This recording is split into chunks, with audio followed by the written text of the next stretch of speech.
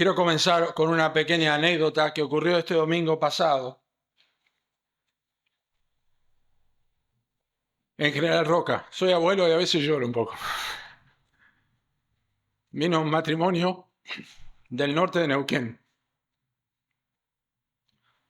Un pastor que está en una iglesia hace 10 años con unas 95 personas. Es una iglesia que consideramos no sana, pero donde hay creyentes.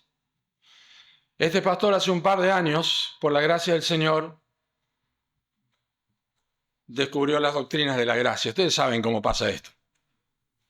Es una obra del Espíritu Santo, pero después ya sabemos quién viene. Viene Paul Washer, Sugel Michelet, Miguel Núñez, John MacArthur, John Piper y todos los demás. Nosotros sabemos que es la gracia de Dios.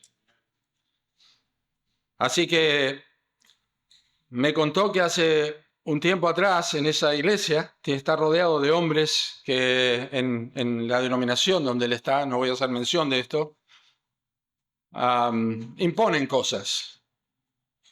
Imponen la necesidad de exhortar a la gente a tomar decisiones para recibir a Cristo, para confiar en el Señor, etcétera, etcétera. Pero cuando él descubrió esto, obviamente todo cambió en su teología. Pero lo que cambió fue que, y yo le pedí permiso, no sé si lo dije ya, pero le dije, yo voy a compartir tu historia. Lo que cambió fue que cuando hicieron una campaña a todo trapo, con parlantes, con todo, un montón de gente escuchando allí, luego de la campaña, una sola persona manifestó haber confiado en el Señor Jesucristo. Y este pastor dijo, ¿qué pasó? ¿Qué pasó entre lo que ocurría en el libro de los Hechos en la Escritura y ahora? ¿Qué es lo que estamos haciendo mal? Bueno, obviamente sabemos que no podemos repetir necesariamente lo que ocurre en el libro de los Hechos, pero no es prescriptivo, pero nosotros sabemos que algo en la esencia tenemos en el libro de los Hechos y esto es lo que este pastor descubrió. Así que comenzó a estudiar el Evangelio y cuando comenzó a estudiar el Evangelio le pasó lo que a todos nos pasa, pero que olvidamos. Entonces dijo así, esta es la parte que me encanta.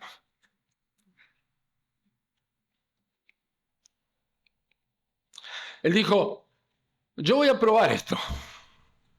Yo voy a probar esto de que realmente largamos al león y predicamos la palabra de Dios. Yo voy a probar esto porque esto es lo que descubro en la Biblia. Así que estaba en su camioneta, trabaja en el petróleo, estaba en su camioneta y iba con su compañero. Él me dice, tatuado por acá, nunca tenía interés en nada. Me dijo, yo no quiero saber nada de Dios. Entonces estaba en la camioneta, tengo 45 minutos para andar con él. Entonces le digo, fulano, ni recuerdo los nombres. Digo, fulano, ¿vos escuchaste de Dios alguna vez? Sí, pero a mí no me interesa. Mirá, tengo 45 minutos, ¿me dejás hablarte de Dios? Y yo pensaba, yo manejaba el estado y yo pensaba, yo le voy a hablar. Total, hay que probar esto. Y empecé, Dios, santidad, soberanía de Dios, etcétera, etcétera. Y empecé a hablar y después el hombre. Y él estaba así en la ventanilla mirando, pero de repente veo que hace así. Y yo calladito manejando. Hay que escuchar cómo lo cuento. Y no dije más nada. No dije más nada. No invité a hacer nada. No le dije que tome decisión. No dije más nada. De hecho, pensé que no había escuchado nada. Solo que estaba lagrimeando. Y no le escribí tampoco. Y en la semana me manda un mensaje. Che, ¿a qué hora es la reunión en tu iglesia? Su esposa, tatuadora, oficial, original, con todo el esoterismo y todas estas cosas, nada de Dios, nada. Dice, ¿a qué hora es tu reunión en la iglesia? Y le pasé el horario, pero no sé si pudieron venir ese día o no. Pero el domingo vinieron los dos. Y esto hace 2 años. Nunca dejaron de asistir. Y sus vidas fueron transformadas.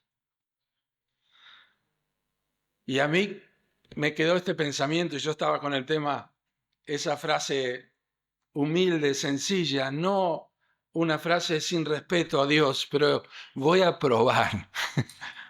Pero no porque, a ver si esto da resultados, sino porque evidentemente es lo que la Biblia enseña. Y para mí esta historia, que me exhortó al corazón muchísimo, me hizo pensar en Efesios capítulo 1, versículos 3 al 14, porque todo lo que encontramos acá es una obra de Dios. Pero si a ustedes les pasa cuando yo les cuento la historia, como a mí me pasó cuando la escuché de entrada, yo sentía en mi corazón, te estás olvidando. Te estás olvidando lo que realmente va a dar resultado y va a llevar gloria a mi nombre. Te estás olvidando. Y este hombre que quiere estudiar, que quiere aprender, que te escribe por Facebook, que te hace preguntas sobre la Biblia, sobre teología, y que me escribe y me pregunta, Pastor Ricardo, esto, el otro, este hombre te está enseñando algo, y así es. Uno de los aspectos más importantes que deben conocer, por ejemplo, las personas que trabajan en temas de alimentación o de manipulación de alimentación, es conocer lo que es, cómo se manipulan los alimentos.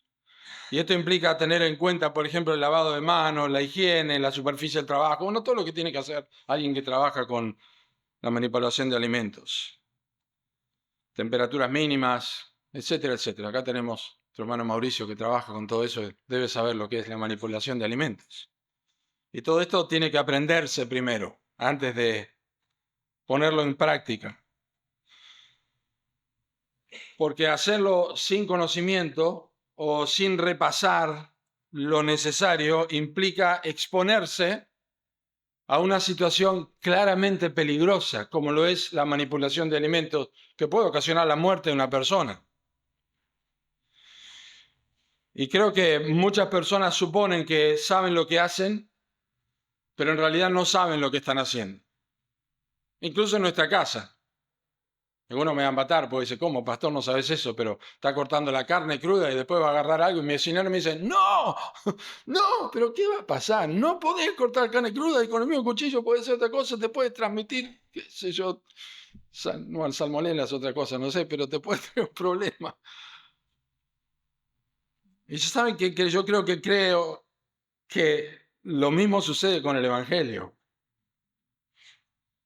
La mayoría tiene una idea general de lo que es, pero existe un olvido progresivo y un peligro latente, que es que nosotros dejemos la teoría, en este caso la doctrina, que es fundamental, o sea, la información indispensable que asegura que el mensaje siempre, siempre esté girando en torno a las verdades que no pueden ser ignoradas si se espera que produzca el fruto que nosotros queremos.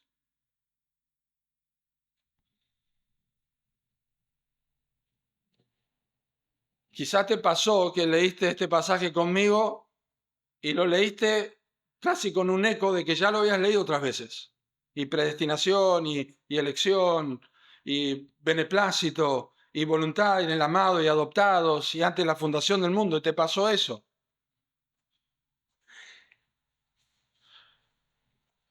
Debería doblarnos las rodillas. Debería mover nuestro corazón porque aquí hay una teología del apóstol Pablo que surge de la adoración de su corazón, porque esta es la teoría, la doctrina de la iglesia, y Pablo no va a comenzar con la armadura de Dios, sino al final, sino que va a empezar con este tema que es una adoración. Yo me pregunto si hoy la iglesia le está pasando lo que le pasó hace años atrás. Hace años atrás teníamos las 4 leyes espirituales, ¿se acuerdan? Dios te ama, el hombre es pecador, Cristo murió, tenés que arrepentirte. Decimos, no, yo no, las 4 leyes espirituales no. Yo me pregunto si hoy día no estamos llevando otras leyes espirituales y las estamos transformando en un tipo de fórmula que son Dios, hombre, Cristo, respuesta. Y ya tenemos una evangelización reformada, porque ya sé lo que tengo que hacer con eso. Y está bien, no me malinterpreten. Pero yo no creo que Pablo estaba pensando en Dios, hombre, Cristo, respuesta cuando escribió Efesios capítulo 1. Yo creo que Pablo estaba pensando en Dios. Yo creo que Pablo estaba pensando solo en Dios. Y la necesidad que nosotros tenemos de saber quién es Dios, porque cuando ves quién es Dios, como dice Piper en su libro y en sus mensajes sobre cuando no deseo a Dios, nadie va al Cañón del Colorado para tener una autoestima grande, más grande, ¿verdad? Nadie va al Cañón del Colorado, nadie va al Nahuel Huapi o a la cordillera para decir, qué grande soy yo. Uno va ahí para decir, ¿qué somos, verdad? Sí, mirando ballenas, uno dice, ¿qué somos acá? Y necesitamos entrar acá y, si es posible, hermanos, memoricen Efesios capítulo 1 o trabajen en memorizar Efesios capítulo 1, porque necesitamos pensar más en Dios. Necesitamos saber qué nos dice Efesios capítulo 1 de Dios para entender la teología de la salvación. Y tenemos que comenzar con teología, porque conocer la teología de la salvación y practicarla es evangelizar bien. Necesitamos conocer de qué se trata. Yo creo que todos nosotros sabemos que el mandato de la iglesia para Cristo es, ¿cuál es el? Ir. ¿Y qué más? Porque vamos, pero a veces no predicamos el evangelio. De manera que necesitamos conocer, y discúlpeme que uso esto entre comillas, necesitamos conocer el producto, valorar y amar el contenido, si nosotros vamos a sembrar y arar con esperanza de recibir fruto. La promesa de Cristo para los apóstoles es que Él edificaría su iglesia. Y como dije, la epístola a los Efesios es la epístola de la iglesia de Cristo, que recordamos muchos por la armadura de Dios. Pero la gran mayoría fracasa en calzarse los pies con el apresto del Evangelio de la Paz, porque no tiene idea del calzado que tiene que usar. No conoce el calzado. Y entonces trabaja en la espada del Espíritu, el yelmo de la salvación, la coraza de fe. Pero el Evangelio es lo primero que el apóstol Pablo encarga a los efesios que entiendan al describir toda la epístola. Comienza con el Evangelio. Y es teología pura, o sea, es muy profundo lo que está acá. No me diga que esta gente no entendía, la mayoría eran esclavos. Y Pablo no pensó que porque eran esclavos, eran personas que tenían bajos recursos, no podían entender la profundidad de la teología, porque Cristo es cabeza de la iglesia. Estas personas estaban en Cristo. Pablo entendía que ellos estaban en Cristo, y como estaban en Cristo podían entender de qué se trata el Evangelio. Entonces, lo que quiero que veamos hoy, que la soberanía de Dios en el Evangelio es entender que la salvación es del Señor. La salvación es del Señor, es una frase trillada, por supuesto, que suele usarse mucho en círculos reformados. Tomado Salmo 3, 10, tomado Jonás 2, 9, la salvación es del Señor, y amén decimos a eso, la salvación es del Señor. Pero muchas veces parece que tiene una letra chica que le sigue y dice, la salvación es del Señor, pero la letra chica que no leemos a veces, pero que no la queremos reconocer y después nos pasa factura es, pero nosotros debemos hacer el esfuerzo para que se entienda. La salvación es del Señor, pero nosotros tenemos que hacer el esfuerzo para que se entienda.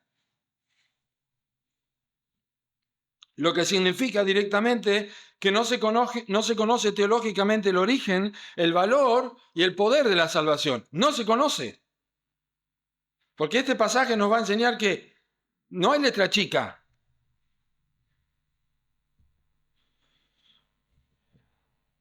El apóstol Pablo, sin embargo, usa en una expresión de Efesios 1, 3 al 14, es una expresión, los que han estudiado el pasaje, conocen algo del original, que no viene al caso ahora, saben que esto es una oración ininterrumpida en el idioma original. Casi que Pablo respiró hondo y largó todos los versículos y toda la enseñanza sin poner punto ni nada. Es una sola oración. Y expresa no simplemente una argumentación teológica, porque cuando decimos que realmente es una argumentación teológica, pero cuando Pablo no pudo poner ni comas, no pudo poner punto, no pudo poner nada, yo no sé tanto de griego, pero creo que no tiene nada de esto en ese momento, lo que el apóstol está haciendo está adorando, pues no puede parar de hablar, no puede poner un punto. No es solamente una expresión teológica, es una actitud de oración. Y ese es el tema, que nosotros cuando entendemos la teología del Evangelio, nosotros debemos caer de rodillas porque otra vez no entendemos cómo nosotros somos las personas que podemos llevar este mensaje. Y a menos que nosotros dejemos de lado nuestra persona y no estemos pensando quién soy yo y empecemos a pensar quién es Dios. ¿Quién es Dios? Eso es lo que Pablo dijo. Yo soy el primero de los pecadores. Yo no soy digno de ser nada.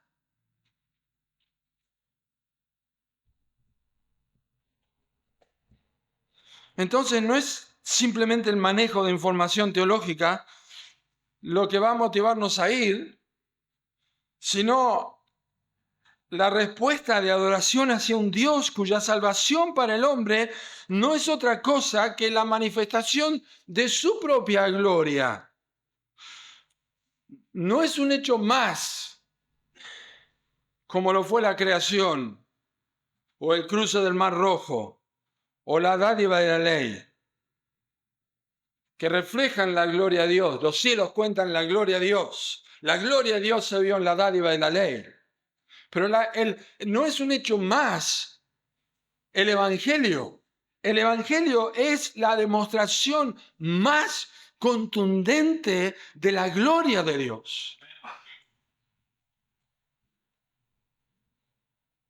Hay un himno antiguo, no sé si alguno lo recuerda o lo sabe. Yo casi tengo 60 años el mes que viene. Load al gran rey, su gloria rezad. ¿Alguien conoce este himno? ¿Ha escuchado? Muy bien.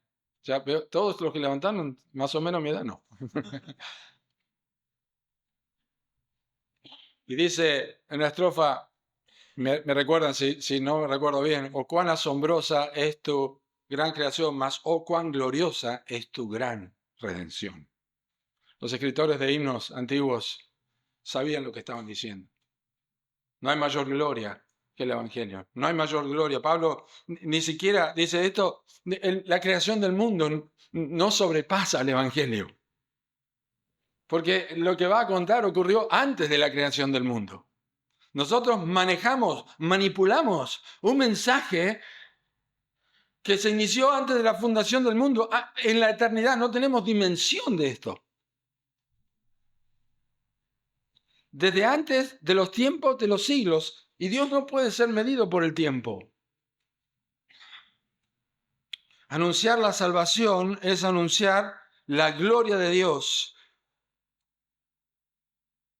Anunciamos el Evangelio y decimos que anunciamos la gloria de Dios. Y Dios no comparte su gloria con nadie, por tanto, el Evangelio es la gloria de Dios. Y el Evangelio es glorioso. Y no vamos a recorrer muchos textos, algunos sí los vamos a ver ahora, pero no vamos a recorrer muchos textos, pero sabemos que el Evangelio es el Evangelio de la gloria de Dios en la faz de Jesucristo, en la persona de Jesucristo, que es como la Biblia habla o tiene que ver con la faz, con la presencia. Y como Dios no comparte su gloria con nadie, la teología admirable del Evangelio expuesta en Efesios capítulo 1 no encuentra un solo espacio para la voluntad o decisión del hombre.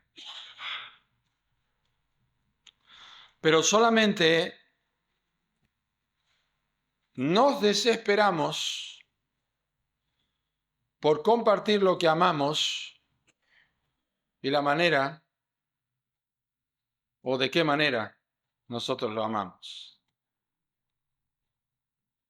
Yo no se los recomiendo, pero si ustedes tienen que hacer que su esposa viaje, como yo, que hace como 25 días que se fue y recién viene el 1 de octubre, ustedes empiezan a valorar las cosas de otra manera. Yo le canté canciones, pero no tienen idea. Mi hija dice, papá, si Si mi esposo no me haría eso y me lo hace, pero yo te mando de una patada al otro lado, dice, a mi esposo. Pero mi esposo sabe que no es así. Pero les digo la verdad, nosotros lo que amamos, no dejamos de pensar en eso. Pero para eso tenemos que contemplarlo. Yo tengo en mi celular, en mi iPad, en mi reloj y en mi computadora la misma foto. Adivinen quién, mi esposa. Me recuerda a ella, me hace pensar en ella, me hace orar por ella. Y me gusta hablar de ella porque la amo. Y no me avergüenzo.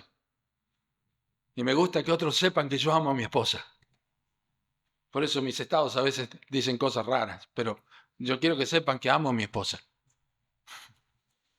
Yo quiero que ella sepa que la amo, ella sabe que sí. Pero ¿cómo sabe Dios que lo amas?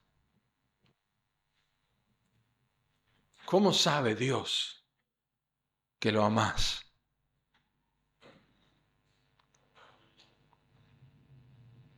Especialmente si el Evangelio o la razón o la teología detrás de tu evangelismo o de nuestro evangelismo, vamos a meternos todos juntos, la teología de nuestro evangelismo no está, no está bien, no estamos mirando una y otra vez lo que está allí para admirarlo otra vez y verlo y miren, esto es.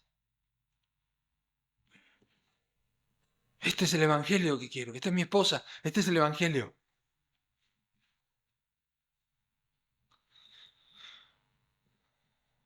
Pero solamente, como dije, nos desesperamos por compartir lo que amamos y también de qué manera lo amamos. Y eso es lo que pasa al apóstol Pablo. Por esa razón, gustar de los bordes de sus caminos expuestos en la Trinidad de Efesios 1 nos va a humillar, nos va a llevar a la adoración y va a obrar una efervescencia en el corazón para que recuperemos un evangelismo que destaca por la unilateralidad divina, donde Dios es todo y yo no soy nada. Entonces, ¿cuáles son los aspectos que destacan que la salvación es del Señor? Y eso fue la introducción. Ahora vamos a ir viendo y simplemente ustedes me van a acompañar a través del pasaje. Y si a ustedes les pasa como a mí, que cuando yo empecé a ver Efesios 1, dije, yo lo conozco este pasaje en oración. Ahora, en ese lugar, diga, Señor, perdóname si tuve este pensamiento y ayúdame a ver nuevamente. Pues no van a escuchar nada nuevo. La verdad que no van a escuchar nada nuevo.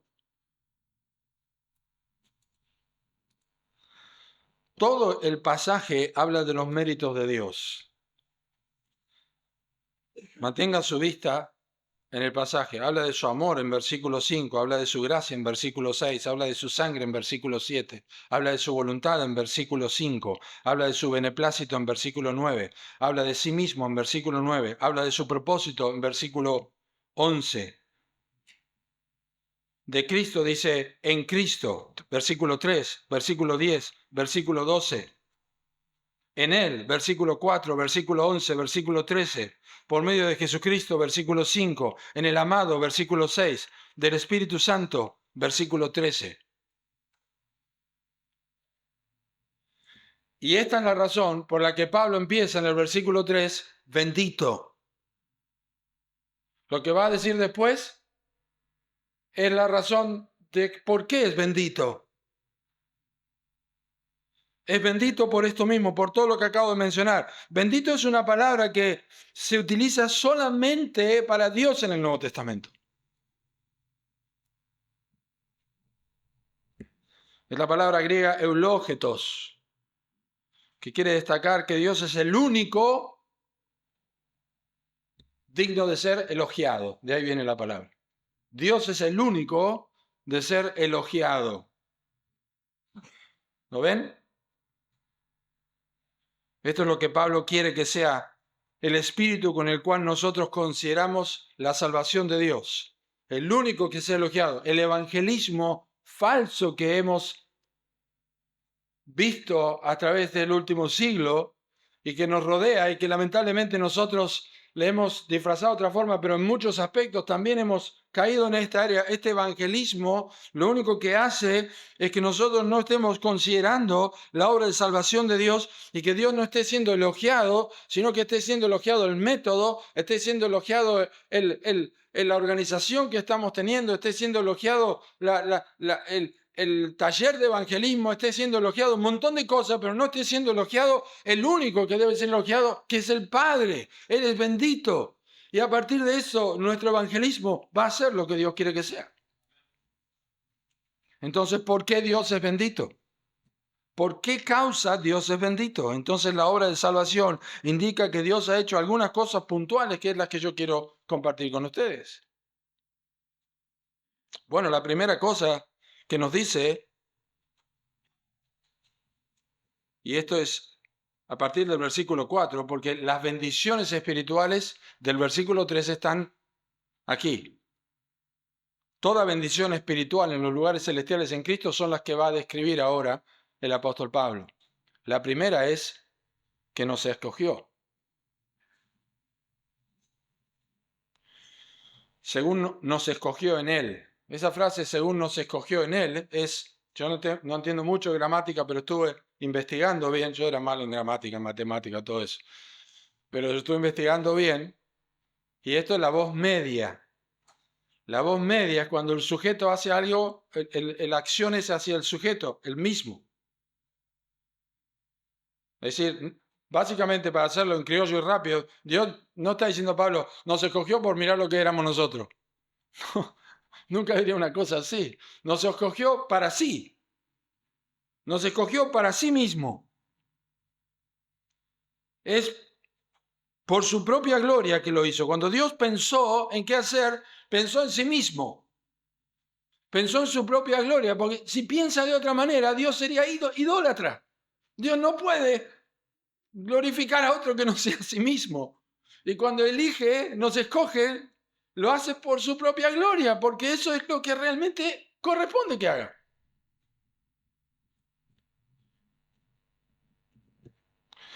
Es su propia gloria. Y esta es una verdad que existe, por eso es interesante, porque no solamente nos escogió y nosotros marcamos el tiempo, me escogió. Sí, ¿cómo te escogió Dios? Yo me acuerdo cuando recibí a Cristo. Perfecto, recibiste a Cristo, nadie está negando tu salvación. Pero es su gloria porque vos ni existías acá cuando te escogió. Esto fue antes de la fundación del mundo. La Biblia confirma esto una y otra vez, dijo el Señor Jesucristo. Mateo 25, versículo 34. Entonces el rey dirá de su derecha, venid, benditos de mi Padre, heredad el reino preparado para vosotros desde antes de la fundación del mundo. Hacé un pensamiento rápido en tu vida, ya sea que creciste en un lugar cristiano o viviste una vida desenfrenada y pensás que en esa vida desenfrenada, si debías 50 denarios o 500 denarios, no importa, no tenías con qué pagar. ¿Está? Pensá que antes de la fundación del mundo, Dios tenía un reino preparado para vos. ¿Y por qué lo hizo? Su propia gloria. Es el apóstol Juan, en el libro de Apocalipsis, relata y dice así, en capítulo 17, creo que no es el 17.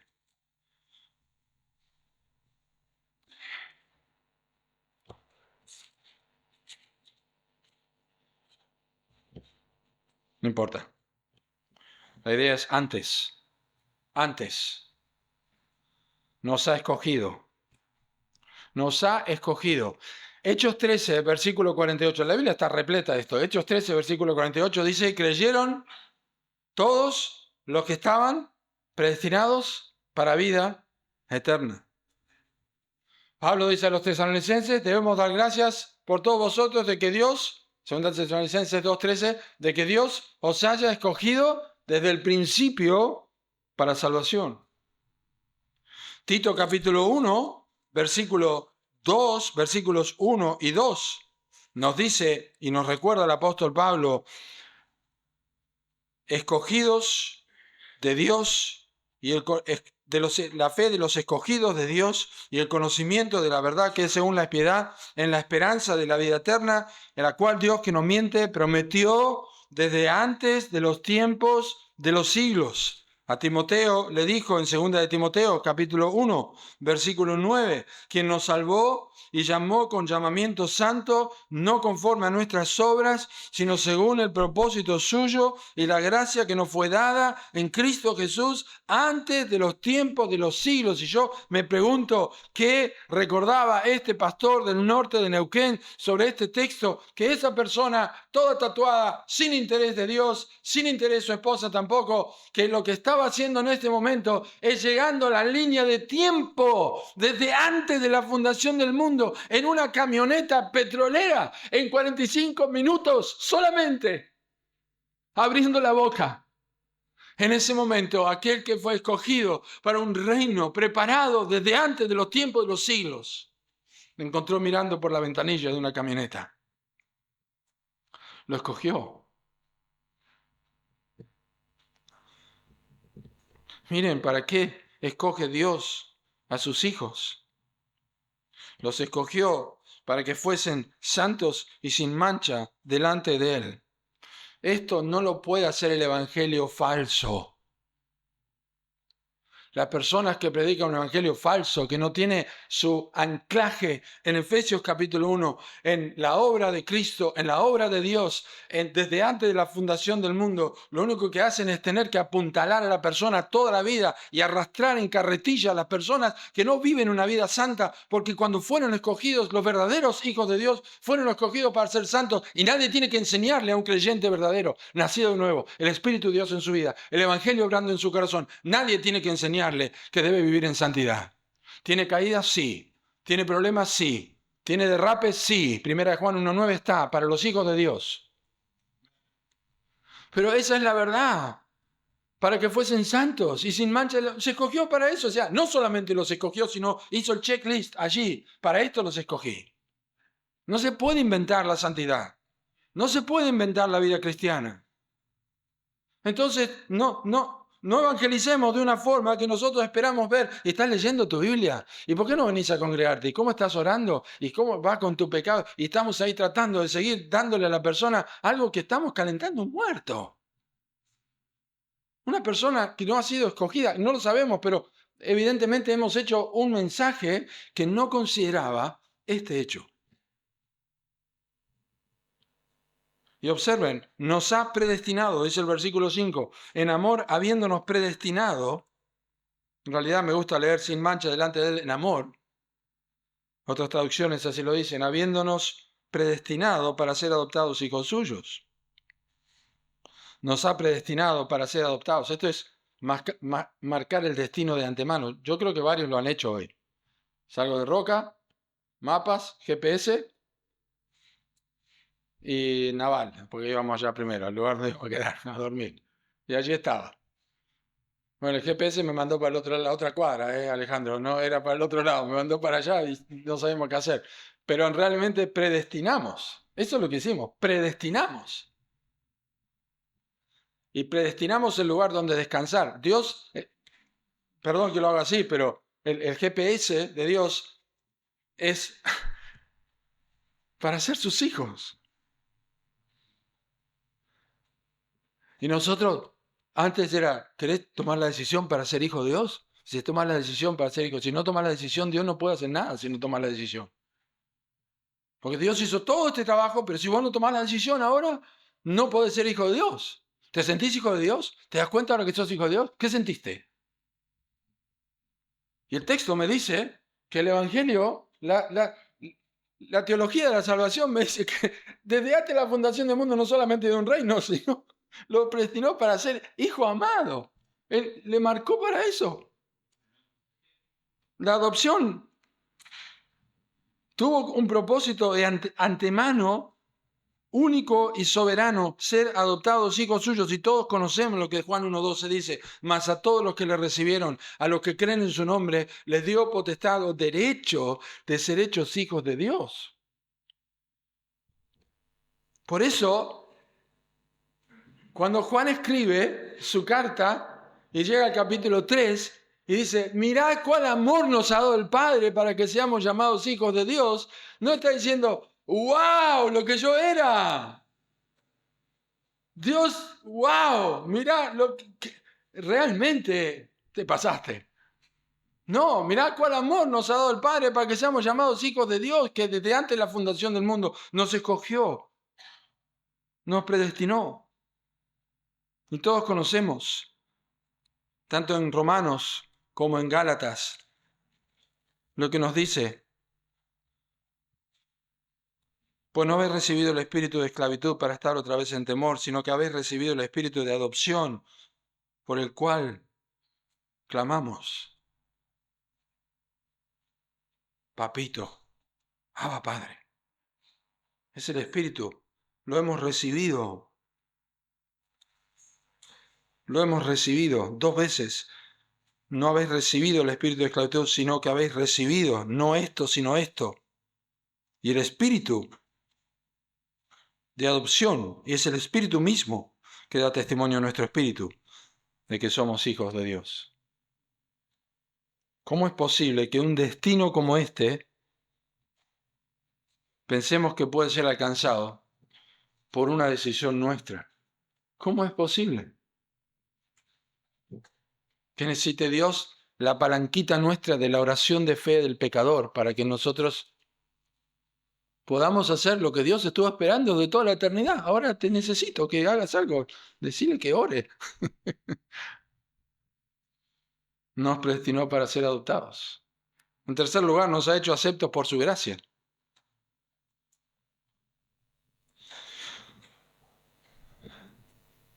Según el puro afecto de su voluntad, no vamos a ir por cada detalle, obviamente esto requeriría meses de exposición, si no pregúntenle a Martin Lloyd Jones, que predicó esto no sé cuántos sermones. Para alabanza de la gloria de su gracia. Todo esto es para alabanza de la gloria de su gracia, con la cual, sin ella imposible, con la cual nos hizo aceptos en el amado. A ver, Dios predestinó, Dios nos escogió antes de la fundación del mundo, Dios nos predestinó. ¿Cómo te ayudo, Dios? No, espera un momento. Esto es por la gracia. Pero ¿dónde está mi parte en el... No está tu parte en el asunto. Y Dios dice esto, cuando vos le preguntás, o que la gente, bueno, pero tenemos que... folletos, tenemos que hacer algo que leer. Dios dice, yo lo hago todo por la gloria de mi gracia. Yo lo hago todo por la gloria de mi gracia. No tiene nada que ver con vos. No tiene nada que ver. Estamos donde estamos porque Dios quiso desplegar su gracia. Y para hacer notorias las riquezas de su gloria, las mostró para con los vasos de misericordia que Él había preparado de antemano para su gloria, dice Pablo en Romanos 9:23. Es decir, la gloria es un atributo de la gracia.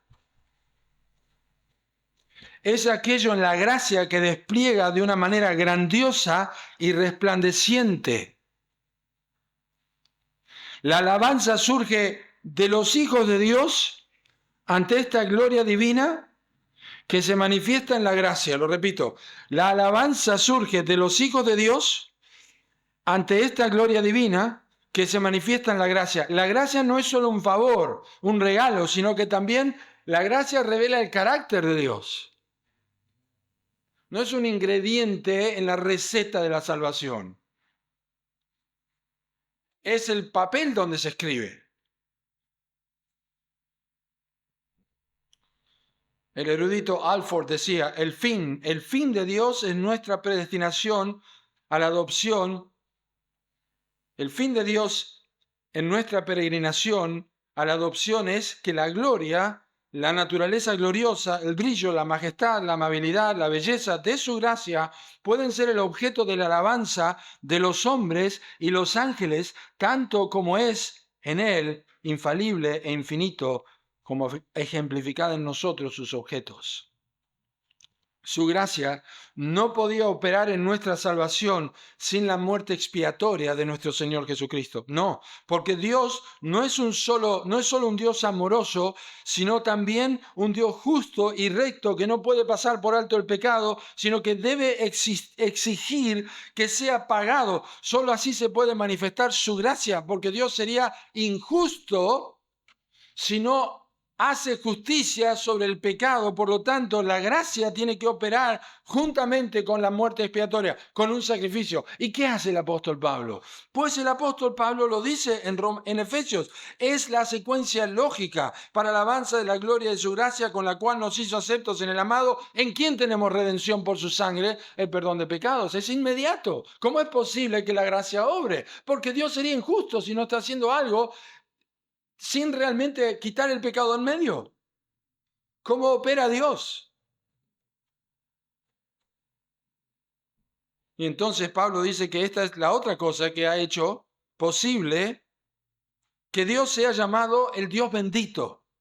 No solamente que nos ha escogido, no solamente que nos ha adoptado hijos suyos, no solamente que nos ha hecho aceptos por su gracia, sino también nos ha redimido. Esto es, nos ha comprado. Esto significa que pagó el precio de la sangre de su amado Hijo. Eso es porque dice el amado Hijo. Eso contiene una verdad teológica que tenemos que entender. El costo del sacrificio de aquel a quien Dios quiso quebrantarlo. No es que no le tomó otra opción, ya tenía esa opción. La única opción. El Cordero fue inmolado desde antes del principio de los siglos, juntamente con nuestra salvación. Dios había ideado este plan. No compró amigos perdidos con la sangre de su Hijo. Compró enemigos acérrimos, odiosos, sucios, depravados, ajenos de la vida de Dios por la ignorancia que en ellos hay, por la dureza de su corazón, con el entendimiento entenebrecido. Esa es la clase de personas que compró. Sos vos y soy yo, malos, necios, desleales, sin afecto natural, implacables, sin misericordia, ciegos, miserables. Conocemos nuestros pecados, dice Isaías 59. Están con nosotros, hediondos de pecado. Por eso la gracia y la redención van juntas. La gracia y la redención van juntas. Y Pablo dice, siendo justificados gratuitamente, sin causa, sin ningún motivo, siendo justificados sin ningún motivo, por su gracia, mediante la redención que es en Cristo Jesús. Es la muerte de Cristo. Es la muerte de Cristo. Es la única posibilidad de que nosotros podamos tener redención, es la muerte de Cristo. Mas por Él estáis vosotros en Cristo Jesús, el cual nos ha sido hecho por Dios sabiduría, justificación, santificación y redención. 1 Corintios 1:30. El apóstol Pablo dijo también a Tito, en Tito capítulo 2, versículo 14, quien se dio a sí mismo por nosotros para redimirnos de toda iniquidad y purificar para sí un pueblo propio, celoso de buenas obras. Y ahora sí, si no me equivoqué, en Apocalipsis capítulo 5, versículo 9, precioso texto, dice, y cantaban un nuevo cántico, diciendo, digno eres de tomar el libro y abrir sus sellos, porque tú fuiste inmolado, y con tu sangre nos has redimido para Dios de todo linaje y lengua y pueblo y nación. Nos ha redimido, nos ha comprado. Es bendito por eso. Y por supuesto, nos ha perdonado. Efesios capítulo 1. ¿En quien tenemos redención por su sangre? ¿Qué cosa? Tenemos redención. Hemos sido comprados. Pero el perdón de pecados. La gente, sabemos que habla del perdón de Dios de manera natural y descuidada, ¿no? Como si fuera algo que Dios hace.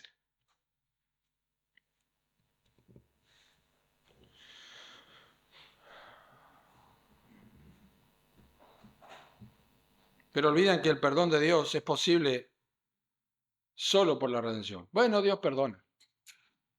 Dios perdona. El hombre se equivoca y Dios perdona. Y así, la Biblia habla y los creyentes hablamos del perdón de Dios, como si esto no costara nada.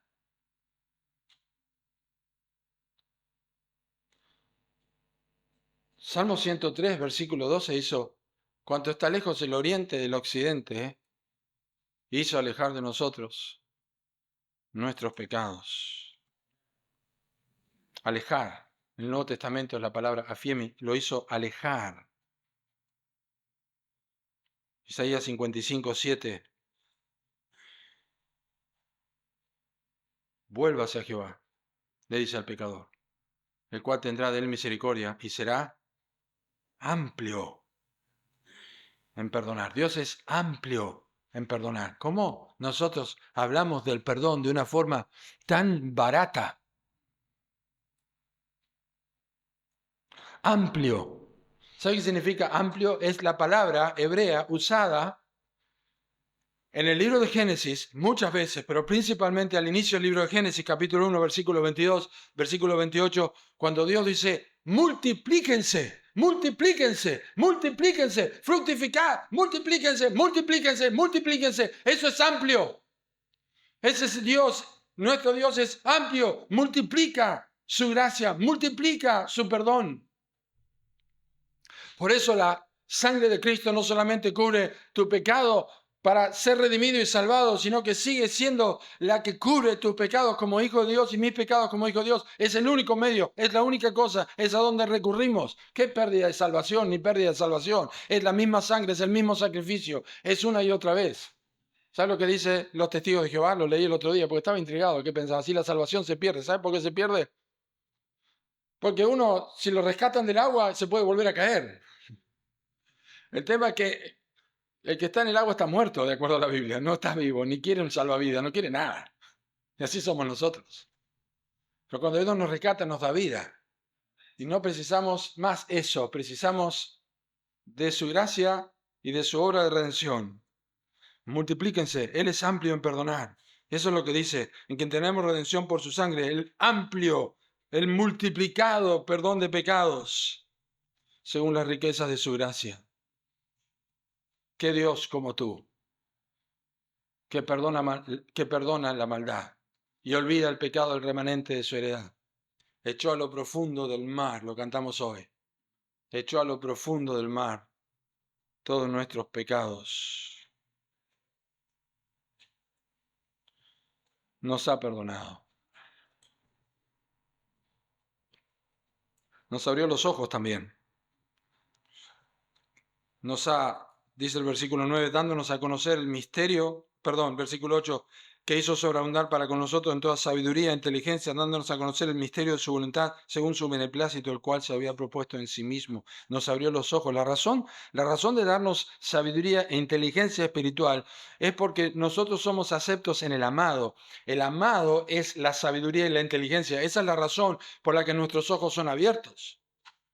No es aparte del amado. La sabiduría y la inteligencia es por causa del amado. Dice el libro de Proverbios, yo soy la inteligencia. Conmigo está la sabiduría y el entendimiento. Y Pablo dice a los colosenses, en Él están escondidos todos los tesoros de la sabiduría y del conocimiento. En Él, en Cristo, están escondidos todos los tesoros. Esa es la razón por la que tenemos luz y por la que podemos ver. Porque Él es en nosotros sabiduría de Dios. Pero nos lo dio Él, por eso es bendito, dice Pablo.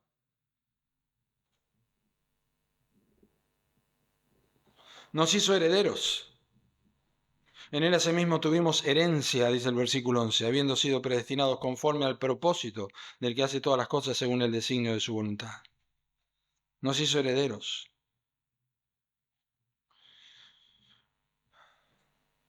Todo es vuestro.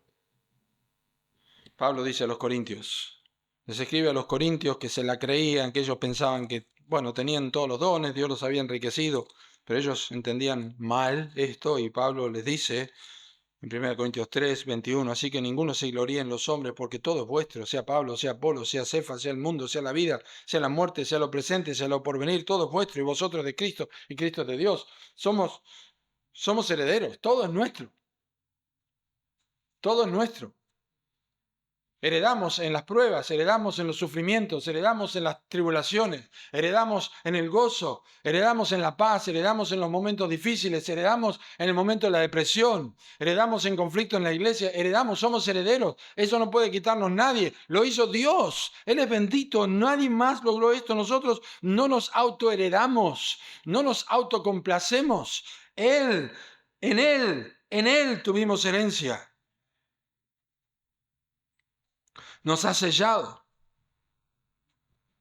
Fuisteis sellados, en Él también vosotros, habiendo oído la palabra de verdad, el evangelio de vuestra salvación, y habiendo creído en Él, fuisteis sellados con el Espíritu Santo de la promesa. Tremendo.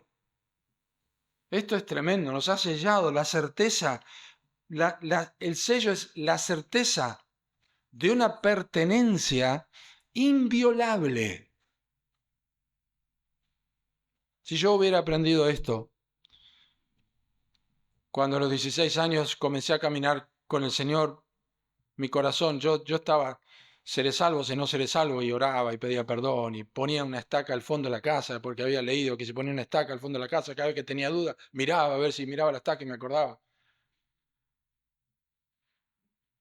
Si yo hubiera sabido que Dios puso su sello, y como dijo Carson, cuando predicaba, Juan, no hay muchos sermones, creo yo, de Don Carson, y estaba exponiendo Juan 1, nunca me olvido.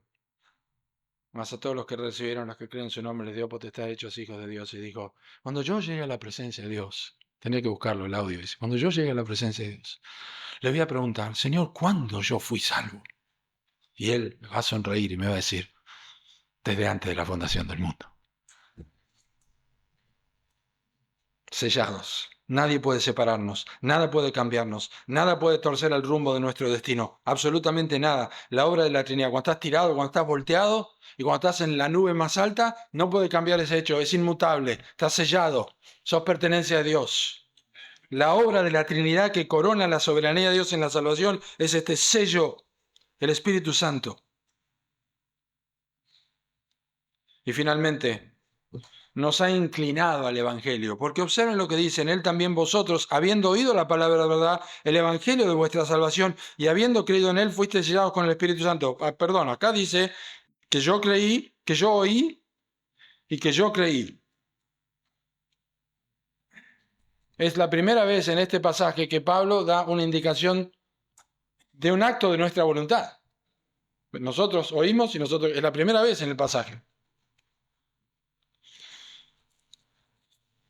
Y no sé cuán rápido escribía el apóstol Pablo, la verdad. Me imagino que llegó rápido este texto y dijo, porque por gracia sois salvos por medio de la fe, y esto no de vosotros, pues es don de Dios, no por obras, para que nadie se gloríe. Entonces lo que pasó ahí, sí, es exactamente, Dios inclinó tu corazón, Dios inclinó tu oído, Dios abrió tu corazón, como lo hizo con Lidia en Filipos, en la playa del río allí, en Filipos, el río Orontes, dicen que es, allí estaba. Y Dios abrió el corazón de Lidia para que estuviera atenta a lo que Pablo decía. Y cuando fue bautizada, dice el texto, ¿qué significa? Oyó y entendió y creyó. Y fue la obra de Dios. Es un don de Dios. 3 obras de la salvación. Con esto termino. La obra del Padre nos escogió antes de la fundación del mundo. La obra de Cristo, Él murió por nosotros asegurando la redención. La obra del Espíritu Santo, Él aplica la salvación en nuestros corazones. Pero hay un contraste con la práctica común que espero que no nos ocurre. Decimos que Dios escoge, porque lo dice Efesios capítulo 1, pero en la práctica ponemos énfasis en la decisión humana. Decimos que Cristo murió, pero en la práctica destacamos nuestras obras como si ellas aseguraran la salvación. Y decimos que el Espíritu Santo aplica, pero en la práctica confiamos en nuestras habilidades para convencer o persuadir. Y yo creo que en la humildad de este pastor del norte de Neuquén, nosotros en piedad, en temor de Dios, pero usando sus palabras y entendiéndola con todo lo que hemos aprendido. Yo creo que deberíamos salir de este lugar y de este retiro y decir, yo voy a probar esto. Yo voy a probar. Porque quizá lo que pasa es que no estoy probando. Hermanos, que Dios nos ayude a recuperar la teología del evangelismo. Y usemos todos los textos que sea posible, pero dejemos que Dios hable. Dejemos que Dios hable. Porque la carne para nada aprovecha.